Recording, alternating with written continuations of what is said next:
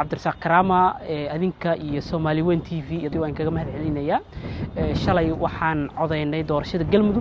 حرنت الدجمدة وهالكان كتالي أيام كعضينا وهاد حرنتي حلقي دولتك عن كلا دسي runtii shalay waxay u ahayd bulshada reer galmudug siiba dhalinyarada aniga da'dayda ah fursad ay u heleen inay codeeyaan xilli hore ay codeyntu bilaabatay dhalinyaradii tartamay ayaan kamid ahaa xisbiga Ramaas golaha wakiilada galmudug ayaan ka tartamayay runtii rajo weyn iyo waxay ahayd ififaalo Soomaaliyada wanaagsan oo la rabo doorasho qof iyo cod in laga qabto marka taasina waxay ahayd fursad inay dhalinyaradu rajo helaan fursad ah maxaa yeelay dhalinyaradu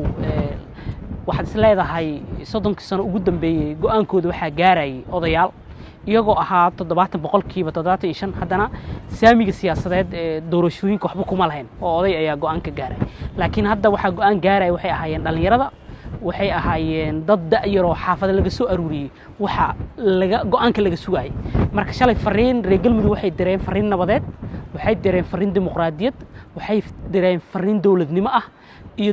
dawladaha soo socda inay doorasho qof iyo cod dalka ay ka qaban karaan runtii marka shalay waxay ahayd fursad aan la wada heli karin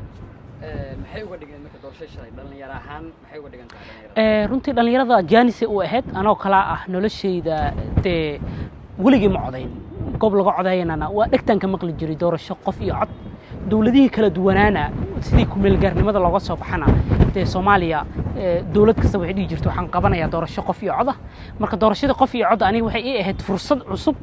iyo meel aan isku soo bandhigo marka dhalinyarada waxay ugu ahayd rajo iyo yadidiilo iyo inay bari madax ka noqon karaan maxaa yeelay political space-ka Soomaaliya waa xirnaa waxa soo gali jiray only siyaasiyiin iyo dad ganacsato lacag haysta intaas ay u xirnayd laakiin maanta dhalinyarada soo gashay aan lacag haysan oo campaign gareynay oo xaafadaha tagaya ما